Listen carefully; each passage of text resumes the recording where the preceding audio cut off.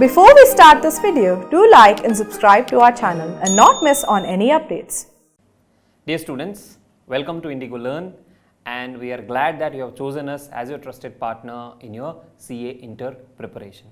I am Suraj Lakotia, a chartered accountant by qualification with All India ranks 1, 4 and 2, and also I am a CIMA UK qualified. I am your faculty for strategic management, which is paper 6B of your CA Inter syllabus, and it covers 50 marks.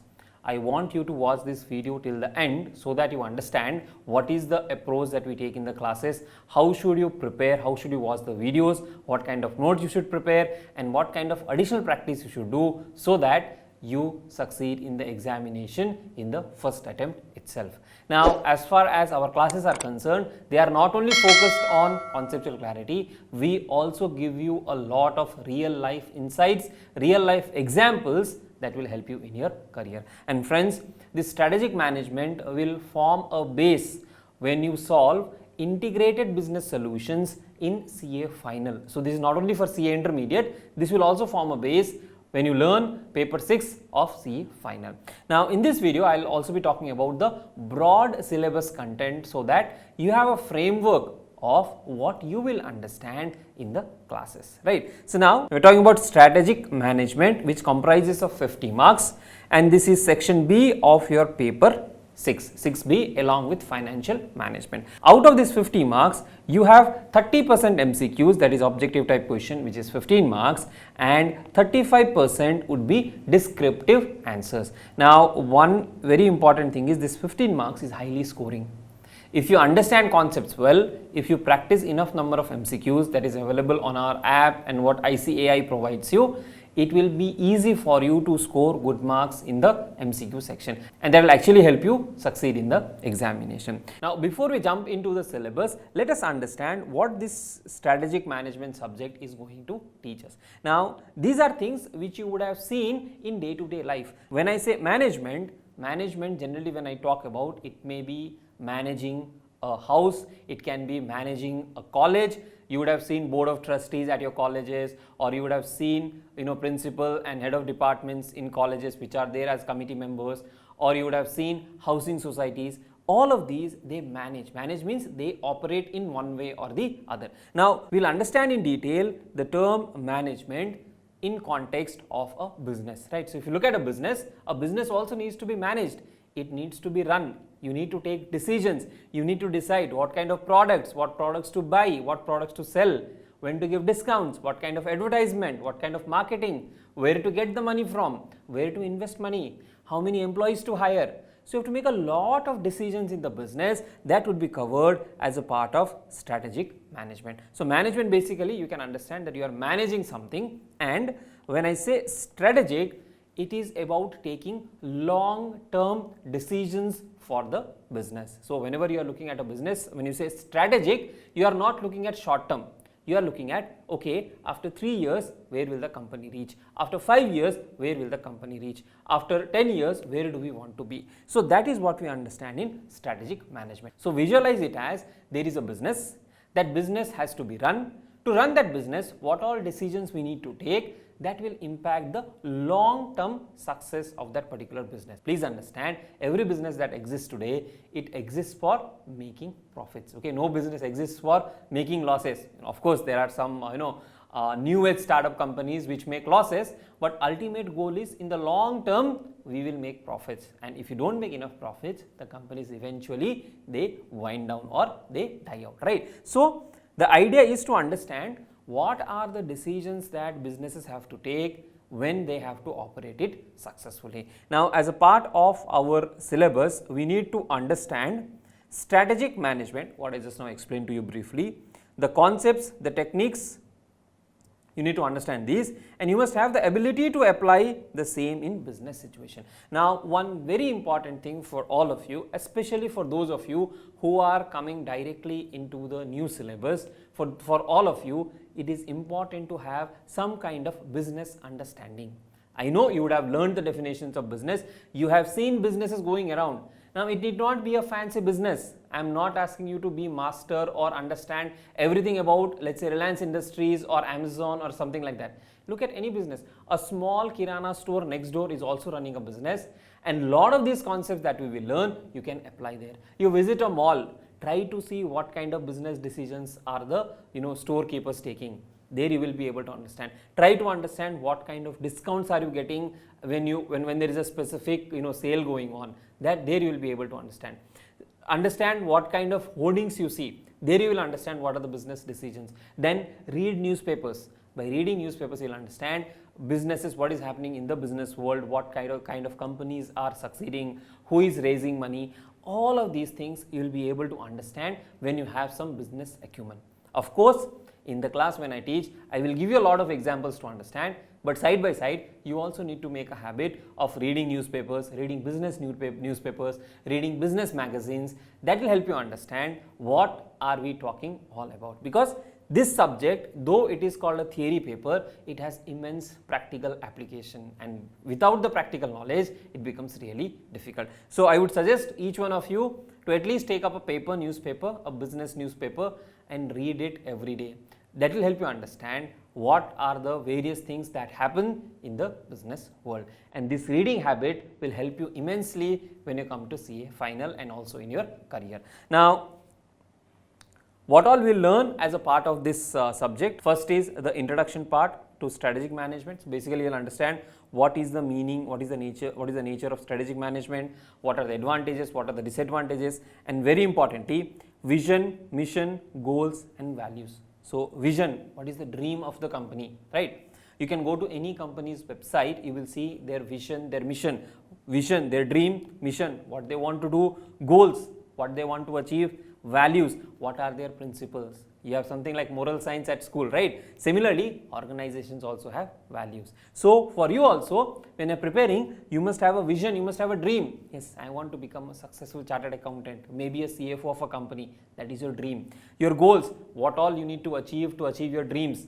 Mission, what will you do to achieve your dreams? And values, what kind of ethical values you will have when you are pursuing your career. So a lot of these things you can apply in your personal life as well. Then we will understand about, in an organization, what are the various types of levels. Okay, so like for example, if you go back to your college, there is a board of trustee. Under them you may have a committee, then you may have principal, head of departments, right? So that is called a structure. So that is what we will understand in organization structure. Then whenever we talk about business, the business is impacted by external environment and internal environment. To give you a very simple example, COVID happened. When COVID happened, it had an impact on the way businesses functioned. A lot of businesses had to shut down, right? So that is an impact of something happening in the environment on the business. Now here, environment doesn't mean your nature and all of that. Here, environment means a wider term. Anything outside of the business is called external environment. Anything within the business is called internal environment. Now to give you one more example of environment impact, there could be a case where government may say GST rates will be increased on these particular type of products, or when Jio came up with free internet plans and subsequently reduced the price of internet plans, the way businesses were done was very, very different. Today with technology, you can see lots of changes the way in which businesses are being done, right? Today everything you can order online. Today you can listen to the classes sitting at home anywhere, anytime, right? So all of these things are impact of environment on business. So here we will understand what are the various external environment elements which will impact a business. The key one being pestle analysis, which talks about political, economic, social, technology, legal, and environment, right? So this is what we will understand in detail. Then we will understand meaning of industry. Then value chain. Here we will understand how companies create value for the customers from the way they procure material and the way they deliver finished products. Then we will also understand about product life cycle. How long will a product be in the industry? Then we have one gentleman, Michael Porter's. He has given a 5 forces model to understand the competitiveness in the industry. That is what we will understand. Then we will understand customers and market. What is the customer behavior? What are the various type of things that happen in the market, that you will understand, and what happens in the competition, right? So all of these things we will understand in external environment. Then We'll also understand internal environment, which is largely internal to the organization. Now, this chapter ICI has done slightly confusing work here if you ask me, because they have included some things which are external as internal environment. So, this one I would largely say you are understanding strategic analysis, internal environment and other parameters. Okay, it is not only about internal environment, it is also about other parameters. Here we will understand key stakeholders. So, here we have Mendelow's model. Based on the level of power and interest, we will segregate the key stakeholders. Stakeholders basically is someone who is impacted by the business, right? It could be the investor, it could be customers, creditors. So, we will try to understand what are the key stakeholders and how to manage them. And then we will understand various strategic drivers, all these topics you will have more clarity as we do chapter by chapter. Then we will understand resources that are used by the entities, capabilities, then external and internal analysis. So, whatever we have done earlier in the previous chapter, external analysis and then the internal analysis. After this, we will do something called a SWOT analysis. What are our strengths? What are our weaknesses? What are our opportunities and threats? And friends, this technique you can also apply to your studies. Accounting is my favorite subject. I can score 90 in accounting. It is my strength. Some other subject, for example, audit as a subject, I am very scared of that. I may score only 50 marks. That becomes a weakness, right? And threat, institute sets a very difficult paper. It can be a threat for me, right? Institute sets an easy paper. It becomes an opportunity for me. So, these kind of things we will understand in the SWOT analysis. And then we will also understand how we can get competitive advantage over others.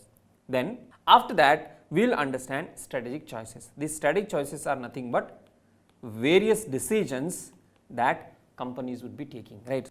You would have read in the papers that one company has acquired another company, or two companies have come together and formed a single company. For example, Reliance has acquired Hamleys, Vodafone has acquired Idea. So, all of these you would see in day-to-day life. So, that is what you will be understanding. Then here we will also be understanding about what kind of new products have to be launched in the market. Do we need to launch a new product?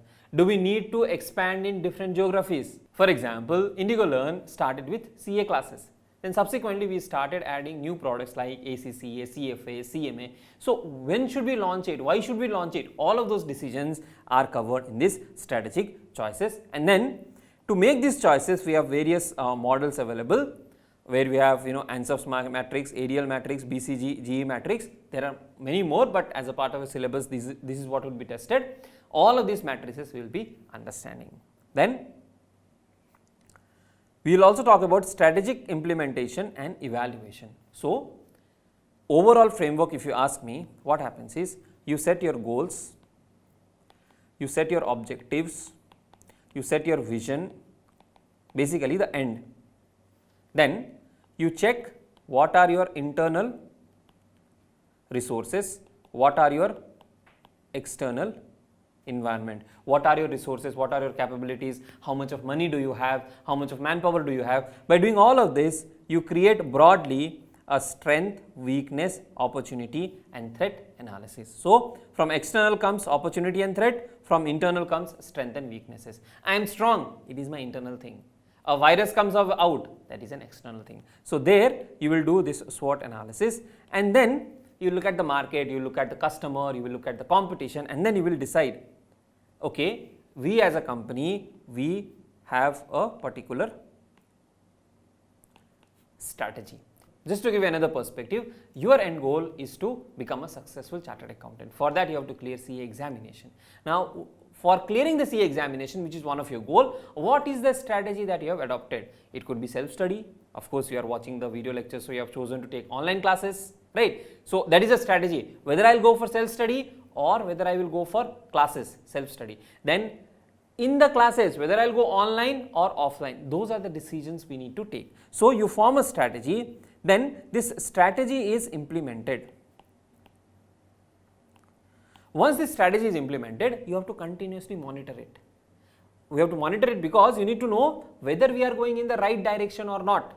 Please understand, strategy gives us a direction. So, are we going in the right direction or is there some deviation? I thought I will be able to do with self-study. In fact, I have done with self-study only. But then, after 15 days, 20 days, I should reassess whether my self-study approach is working or not. If it is not working, then I have to correct that. So coming to the 5th chapter, we'll understand how do we implement, right? Forming the strategies and implementing the strategies. Then there would be a lot of cases where we need to bring about change. Okay, they have put a focus on digital transformation, but even without that, there is a change element which comes into picture. Then, so you have to implement. While implementing a strategy, you may have to change something. You also need to understand the structure and culture of the organization. Then you must have a leader who will be able to guide you through the implementation process, someone like a captain, right? Then strategic control. Control here means checking whether what we thought is being implemented or not. So that is what is the strategic control part. And then strategic performance measure, where we actually measure what is the overall performance of the strategy. Now I understand a lot of these things and terminologies are new to you. I don't expect you to be masters in all of these on day one itself, but then this gives you a broad framework of what we will be understanding as a part of strategic management, right? Now, there are a few things I want to add on before you start with the first chapter, that is how to prepare and how to approach this particular paper. Please note, though this is a theory paper, you need a lot of practical insights as well. Conceptual clarity is a must, non-negotiable, and 100% syllabus completion is also mandatory. So, when you are watching the lectures, when you are watching the videos, alongside that, you please refer to the notes. And then, after you complete, few videos, maybe 2 or 3 videos, try to quickly revise or recap whatever you have learned. There may be some things which you may forget. If you are forgetting some things, if you are unable to recollect something, please make a short note separately. Then, wherever you see some side headings in the notes or in the lectures, make a note of that separately in your own handwriting. Don't watch these lectures as if you are watching an Amazon Prime video or a Netflix video. You watch the lectures side by side, you try to recollect, you try to think of scenarios. I've covered a lot of scenarios, but also try to add more scenarios and then make your own short notes which will help you in the examination. A lot of students, the mistake they do is they refer to short notes made by others. That will not help you. You have to make your own short notes. We will provide you full notes. Study material is there, what institute provides, but you also need to make your own short notes. That is the first thing. Then, writing practice is very, very important when it comes to theory papers. I may understand the concept. If I am unable to write or if I am unable to present that in the examination, it becomes really difficult. So, whenever I am discussing questions, case study questions, or whenever you are looking at the questions in the study material, try to write the answer on your own. It may not be the perfect answer, but when you write, you will recollect something. Okay. And one quick tip for theory paper is, if you are unable to recall a concept, try explaining that to someone in your family, maybe your father, your mother, or your siblings. You tell them, I just need 5 minutes of your time. This concept, I want to explain it to you so that I retain it better, right? That is what you can approach as a study thing. Now, short notes is also important because it will be necessary for you during revision. At revision time, you should not be doing everything all over again. You should be revising the key aspects, what you have written in the short notes. Then, you have to go back and practice past exam papers, past revision test papers and mock test papers. Now you might be thinking, sir, what about old syllabus? Some of the old syllabus questions are also relevant in the new syllabus. For the relevant chapter, respective chapter, please have a look at the type of questions which are tested. I will also be solving questions in the class. Apart from that, you also need to go back and see what are the questions that are being solved in the class. That is one more thing which you have to keep in mind. Then, while watching the video, you may get a doubt. Now, what do I do when I get a doubt? When you get a doubt, there is an option called forum in the app on the website. You go to the forum and you ask a question. It will be taken care by me, or it will be taken care and it will be responded by us. So, any question you have, please ask in the forum. MCQs are there on the website and app, you can practice them. Then apart from that, if you have any other query also related to the subject or non-subject, examination or anything with respect to your career, feel free to ask them in the forums, right? Now with this broad understanding, we are good to start the classes for strategic management. So dear students, let us now understand the concept of strategic management. One thing I want to make it clear upfront is that whatever we learn in this particular subject, that will be in the context of business. Now when I say business, that business can be anything. It can be business of manufacturing, trading, services, whatever it is. But then please remember the fundamental objective or goal of a business is to earn profit. And in today's environment, in today's scenario, there is a lot of competition in the business. There is a lot of competition in the markets. And to earn profits, you need to survive in that market. You need to overcome your competition. You need to do better than your competition, and you need to keep adapting to the changing times, right? All of these things we'll understand as a part of strategic management. So the fundamental objective of a business is to earn profit. And what does a business do to earn profit? That is what will be covered in this particular subject. Now, don't think that by reading this particular subject, you will become a master and the very next day you can start a multi-million-dollar enterprise. It doesn't work that way. There are a lot of other factors as well. So you'll have to learn a lot about the businesses. Now, when we say businesses, what do they do? Why do they do? How do they do? All of these things is what we will understand briefly in strategic management. Now, the concepts of strategic management that we will be learning is not only applicable to business, but a lot of these things will be applicable in your day-to-day life as well. For example, let us say you are participating in a game. It could be a football, cricket, basketball, whatever it is. You are participating in a particular game. Now, when you are participating in a particular game, let us say for sake of understanding, it's a cricket tournament. So, when you are playing a cricket match, is it that you will just simply walk into the cricket stadium and start playing the match? It doesn't work that way. Whenever you are playing a cricket match, you will see how strong is my team, how good are my batsmen, how good are my bowlers. Then, what is the opponent? How is the opponent? How many good batsmen they have? How many good bowlers they have? What is their weak point? Correct? So, you are evaluating your own team. We call it internal environment. You are evaluating your competition, which is a part of your external environment. And then, you will also see the ground. What is the pitch? Is it a batting pitch or is it a bowling pitch? What would be the weather conditions? Will it be windy? So many things you evaluate and then you plan properly. Now, I am not talking about a gully cricket where you will just start playing. I am talking about a proper tournament, right? So, that is where you are applying a lot of concepts, knowingly or unknowingly, of strategic management. As we learn ahead in the chapters, you will understand, this particular concept, I have actually used it in my real life. That is what is strategic management for you. Or take another example. What is your career goal? Sir, I want to become a CFO of a particular company. That is my goal. We call it our dream. We also call it our vision. So that is where you want to reach. Where are you? Sir, I am at CA Intermediate. Okay. Now from CA Intermediate to become a CFO, what all things you need to do? I have to pass CA final, I have to start working in a company, then I have to grow in the organization, and then I will become a CFO. Now whatever you are doing this, thinking about becoming a CFO, let us say 10 years from now, that is also strategic planning. Right? I know these terms are new to you, but you are actually building a strategy. How will I reach there? What should I do to reach there?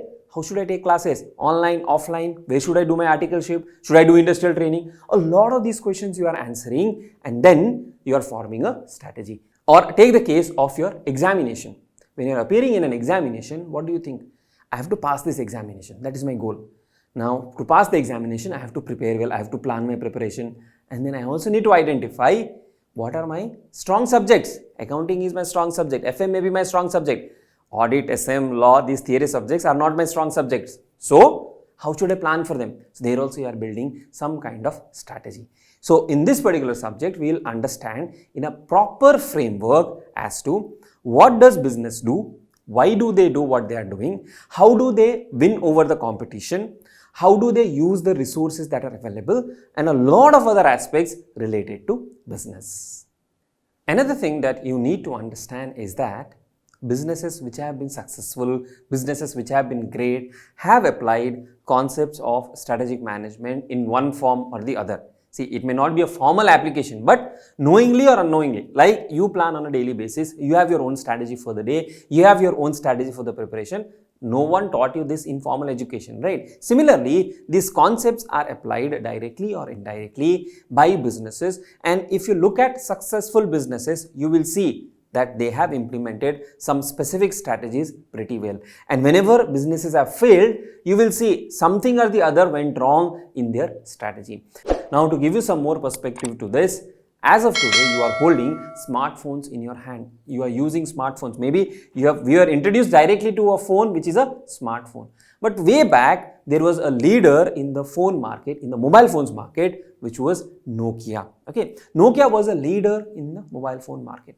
Gradually, new companies like Samsung, Apple, they started introducing the smartphones. Nokia, what they had was a feature phone. You can check with your parents, the kind of phones they used to use before the smartphones were introduced. Now, Nokia saw that something is happening in the external environment. See, Nokia as a company is running as it is, but in the external environment, new things are happening. New competition is coming, new type of technology has arrived in the market, internet has become more and more accessible. But then Nokia chose to ignore all of them. Nokia chose to ignore all of them and said, no, all of these things will not work. We will continue with our feature phone. They launched a version of a smartphone, but again that was with a keypad, right? And suddenly around 2010, the smartphones market started picking up very fast, okay? And then by the time Samsung and Apple were well established and Nokia did not have a response to them. So a leader in the market, the one which was commanding maximum market share, failed in the business because they did not respond to a change in environment. They did not respond properly to their competition, and that is where they were not successful. Now, one thing I want to clarify here is what Nokia chose or what Nokia did is also a strategy, thinking that, or as per their understanding, whatever they were doing was right. The market is not going to change. Customers will continue to use the feature phones or the phones with keypad. Nobody is going to use touch-based smartphones. That was their analysis. Now, I can say that the strategy was wrong only after some years of time. When they took the decision, at that point of time, maybe that was the right strategy. Today, if we see and go back, we realize that that was actually an error. That was actually a strategic judgmental error. But that we can say only in the future or only after the events have happened, right? So, when a particular company chooses a particular strategy, it may work, it may not work, and that can be realized only after its implementation or only after the time passes. Another classic example is that of Kodak. Now, Kodak was a leading role maker. Kodak was leading the photography segment. Earlier, during when we were young, we used to have something called as film roll and a camera. So it is not like a digital camera or mobile phone camera that you have today. So we used to have a reel and we could click only about 36 pics in a single roll, right? We have to be very careful. We couldn't do clicks like you're doing today. We can't do, hundreds of shots to get the perfect shot. It was 36, limited, costly, and Kodak was leading both the, camera segment and the photo paper segment as well. They also had done some research and they were trying to figure out digital camera, but what they thought was, this is not something which will work, okay? And what happened? From 90s onwards, gradually digital camera were, getting popularity, and as of today, if you see, you don't even hear about Kodak, right? You hear, and today, mobile phones have taken away major part of the photography segment. Maybe Kodak could have also come up with a camera, correct? Maybe Kodak could also have come up with a mobile phone, who knows? But then they thought that this is not going to happen, this will not change, and hence they continued the way they did the business, and as of today, a leader in the market is no longer existent. Now, these are some examples of why some strategic decisions go incorrect. We are not saying they didn't take a strategic decision. They took a strategic decision, they decided on a strategy, and that did not work. Now, one thing you might be wondering, sir, are there only business failures because of wrong strategy chosen? That is not the case. We have highly successful businesses as well. New entrants like Jio in the market, they have displaced, they have wiped out the competition, and they have a huge market share as of today. If you look at companies like Apple, Facebook, Google, they have been successful. If you look at manufacturing companies like Tesla, they have been successful. If you look at companies like Tata Motors, Reliance Industries, if you look at ITC, if you look at Infosys, all of these have been successful companies and they have done something right because of which they are successful. Of course, luck plays a factor, but then you have to do some things right and then only the businesses become successful. Now, another question that you may have in your mind is that, sir, when is it all about businesses? When we are talking about businesses, why are we learning this as a subject in our CA course? And as a chartered accountants, how is this subject even going to be useful for us? Now, let us look at multiple things on how this subject will be helpful to you, why these concepts are important for you.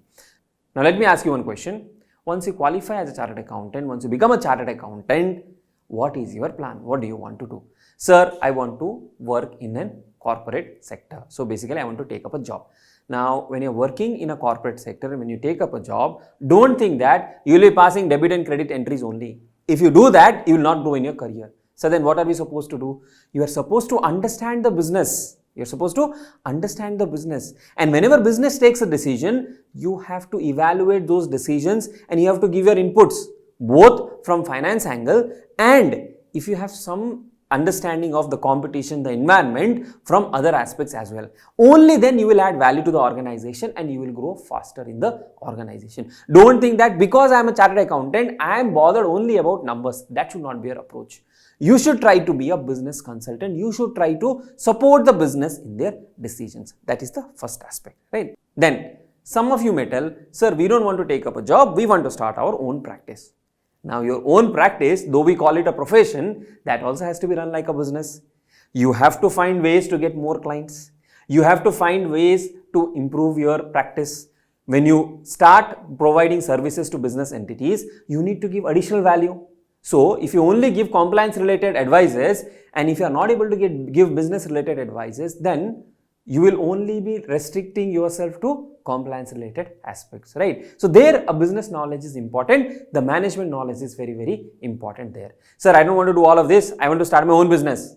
Very good. If you want to start your own business, then this subject becomes very important for you, right? So, whatever you want to do after you become a chartered accountant or after you qualify, this things that you learn will be very, very important and it will be useful in your day-to-day working career. And that is why this subject has been introduced as a part of CA curriculum, and even after so many syllabus changes, when I was in P1, I used to learn organization management at CA foundation level. Then subsequently they moved it to PCC, IPCC, CA Inter, again now CA Inter new syllabus.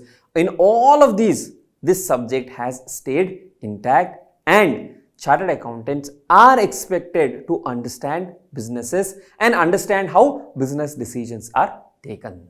So now we have broadly understood, how strategic management is useful for a business, and broadly you would have got an idea of what we are telling or what we are thinking when we use the term strategy, right? Now, this thing, strategic management,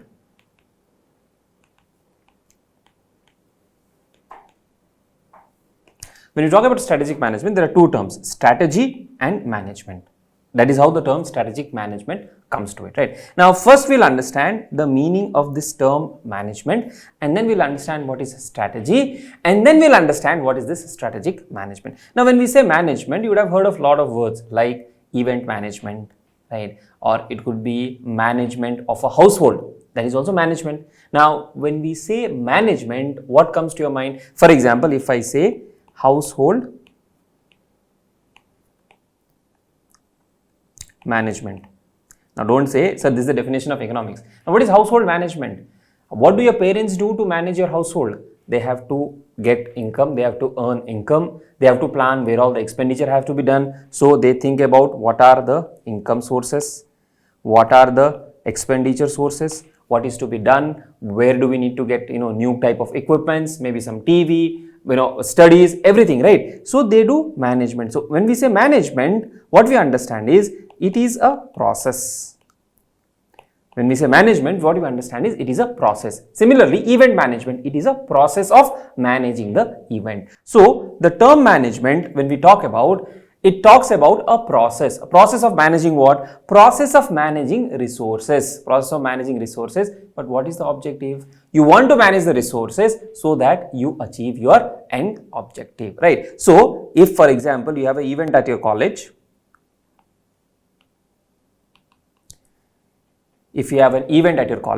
now for this event, you have to plan what are the shows, performances, what would be the spending, how will you collect the money. All of these becomes your management. So, here we are saying management is a process. Now, what is the process? Now, what is the objective of the process? To achieve certain end goals, right? So, what is the management here? Management is a process so that we successfully conduct this particular event using the resources we have. So management as a process has planning, what to do, how to do, who will do when, right? That is, and what are the resources needed, timings and all of that. Organizing. So you plan. Organizing means you have to organize the resources. You need to get people who will participate in the event, right? You have to organize money. You have to get relevant slots, a place to perform. All of that comes in organizing. Planning, organizing, directing. Directing means how the event will be conducted. So you're planning, organizing, directing,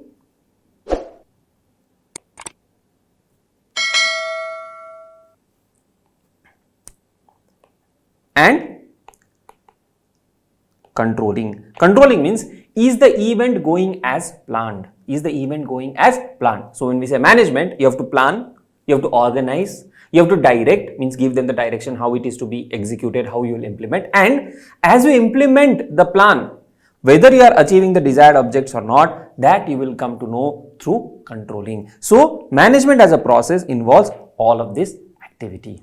But then there is another dimension to management. You would have heard about, or you would have used this term called, we have to take permission from college management. You have to take permission from whom? From college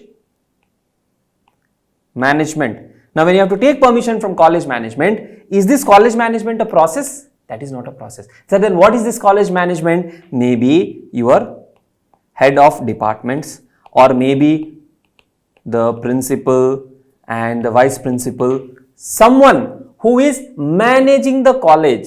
So we have got two aspects here. First one is, we are saying when we say management or when we say to manage, it is a process. Someone who is executing this process is also called management. So here these are persons, right? So that is also called as management. Now when you look at, again I am coming back to your college or school example so that you can relate this to a real business, and then we will come to what the business has. Now if you look at your college or if you look at your school, there would be something called as, in most of the cases, board of trustees, right? Now in this board of trustees, you will have the chairman of the board, the vice chairman, and some members who are basically in charge, who actually see that the college is functioning properly or the school is functioning properly. So you have some set of people called board of trustees. They are nominated, appointed, all of that depends on college to college, but there are board of trustees. Now the board of trustees, the role is not to do the actual work. They will not do the actual work. So then what will they do? They will supervise, they will oversee what are the relevant head of departments doing, what is the principal doing, what are the teachers doing. They are basically in charge to ensure that the way the college was supposed to function, it is actually functioning. They are basically overseeing the people who are working in your college. Now under the board of trustees, you may have someone who is the principal. Okay, now who is this principal? He is someone who is in charge of the college. Principal will report to board of trustees, right? Then under the principal, you may have, vice principal. Okay, so I'll not get into that. But then under the principal, you may have head of department. Now head of department for, let us say, commerce, head of department for arts, head of department for science, if it has a science division, right? Now under the head of departments, you may have in charge. In charge for what? First year, second year, third year, right? Then under the in charges, you will have your teachers who will actually, come and teach. Now this board of trustees, their role is not to go and teach in the class. Teaching will be done by whom? Teachers. One of the teachers would be your in charge, who is responsible for whatever happens in the entire class. Then all of these will report to whom? Head of department, commerce. He is responsible for what? He is responsible for all these 3 years put together. First year, second year, third year. Whatever falls under the commerce stream, he will be responsible. He will report to whom? He or she will report to whom? The principal, and the principal will report to board of trustees. Now, when you say management, this entire structure or all the group of people who are managing the college can be called management. Now, management, what happens is, in any organization, you bifurcate them. That is top level. Generally, these two would form under top level. This would be the mid level. This would be the lower level, right? So, in charge also could be a part of mid level. Depends on organization to organization, right? Over a period of time, a lot of businesses have undergone a change, and there are concepts of, direct reporting also. So, I'll come to that when we learn about organization structure. But here, what I'm trying to say is, this entire group is also called as management. So, management is a process. Management also refers to a group of person. So, that is what is the meaning of management. Now, how does management look like when we see a business? So, in a business, typically you have something called board of directors. Board of directors are basically the group of directors who are in charge of giving direction to the company, ensuring that the company is doing what they are supposed to do, the business is performing as they are expected to perform. So, you will have board of directors. Okay. Now, the board of directors are the topmost authority in the particular business or a company. Now, these board of directors are appointed by shareholders. Shareholders are owners, and the board of directors represent management. That is why you would have heard that in company form of organization, the ownership and the management is different. Shareholders may be a part of board of directors. For example, if you look at Mukesh Ambani, he is the chairman of Reliance Industries. He is also a shareholder, but there could be possibility that some shareholders are board of directors. Or if you look at Indigolearn, I am a shareholder, I am also a director. Okay, so a shareholder can be a director, but then both these roles are separate. So there is ownership interest, and these are the management. The board of directors are the management. Typically, under the board of directors, you have someone called executive directors, or in some organizations they refer to this term as president. Okay, not president of the country, president of a department or a function. Now, what are these executive directors supposed to do? See, to run any business, you need money. So, there is some role of someone who is in charge of finance. Then you have to carry out the production, supply, distribution, and all of that. That is called operations. So, if you look at executive directors, you may have someone who is an executive director of finance. Now, what is the role of executive director of finance? To ensure that money is, the inflow and outflow of money is in line. Money is raised whenever it is needed. If debt is to be taken, debt is taken. If equity is to be raised, equity is raised. The cash flow is managed. All of that is the responsibility of ED Finance or executive director, or we also call them as chief financial officer in some cases. Okay. The board of directors, I told you, has a chairman, whom we also refer to as sometimes CEO. And these terminologies are different for different organizations. There is no hard and fast rule. Then the next important role you see is someone who is handling the operations. Operations is, getting the raw material, manufacturing process, supplying process. So all of that would be under ED, let us say operations. I'm just giving some designation. We also call them COO, Chief Operating Officer, right? Then human resource is another important dimension. The recruitment of people, the training of people, how many resources to be obtained, all of that comes under someone who is handling the HR function. So the role of heading the HR function, some of them call it a chief people officers. Okay, fancy terminologies you would see. Then you can have someone who is handling the marketing. Marketing is basically understanding the market, generating demand, getting our products to the right customers. All of that is under marketing, your advertisement related aspects and all of that. So that you can have someone like CMO, Chief Marketing Officer. Designations don't matter, you need to understand the structure. Okay, so if you look at a business, for example, if I say Reliance Industries, for example, board of directors have some directors, chairman Mukesh Ambani, Mr. Mukesh Ambani is the chairman of the board. Okay, then You have various roles and responsibilities: CFO, COO, CPO, CMO. This may not be the actual structure of Reliance, but I'm just giving an example. So what is the role of CFO? The CFO has to ensure that finances are in line. COO has to ensure that the operations are happening properly. CPO should ensure that the human resource aspect is taken care well. CMO should ensure that the marketing is happening well. Sir, are these only 4 functions? There can be many other functions as well. There could be someone who is handling the IT, very, very important these days, right? So there can be Chief Information Officer. So there could be someone who is a CIO, Chief Information Officer. So like this, you have a management structure, right?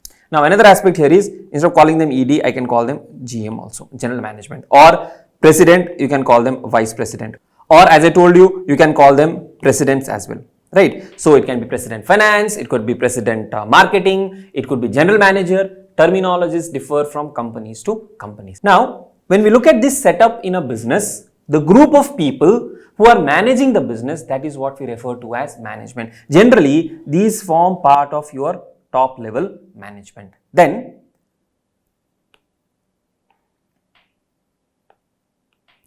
under ED Finance, now I am talking about more about finance because finance is something you can relate to, right? So under ED Finance, you can again have multiple people working. So who could be working under ED Finance? There could be someone who may be responsible for treasury. Treasury is the aspect related to your banking operations, money management and all of that. Okay. There could be someone who is related to or who is responsible for financial reporting. Now, financial reporting means preparation of financial statement, coordinating with the auditors, all of that comes under financial reporting. So, you could have terminologies like someone who is a Vice President of Treasury, Vice President of Financial Reporting, you call Finance Manager, something like that, right? Then you could have, this is 1, this is 2, then you could have someone who is a, tax manager who looks after taxation. Then under that also you can have direct tax, indirect tax. So you can continue to make the list or you can continue to build the organization structure depending on what each person does, right? Now, let us say for example, you join, okay, and you are placed or you are interested in direct taxation. Maybe you will report to someone who is a VP taxation. Under him, you will join as maybe a tax analyst or executive for direct taxation, something like that. So this is a typical way to look at an organization structure, and the ones who are at the top, generally the first 2 levels are called top management. Or sometimes if the board of director is only the one who takes a decision and they are the one considered to be top management, that is also possible. Then from here, this becomes your middle management. So here this is your top management.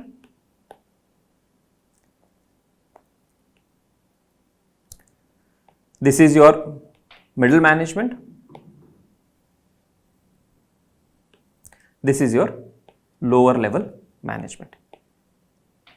There is no hard and fast rule. Okay, so it depends. You have to look at the organization, but normally this can be the classification to look at top, middle, and lower level management. Now, the top level management is not involved in day-to-day operations or day-to-day working. So then what will they do? Will they just sit in a cabin and they will just relax and they will just enjoy? That is not the case. It is not easy to be in the directorship position. So the role of the top management or the board of directors, if you see, is to think about the company's long-term future, long-term goals. So basically what the board of directors will think or decide is, from today, after 5 years, where do we want to be? What do we want to do? That decisions, those type of decisions are taken by top level management, and the decisions which are taken by top level management are called strategic decisions.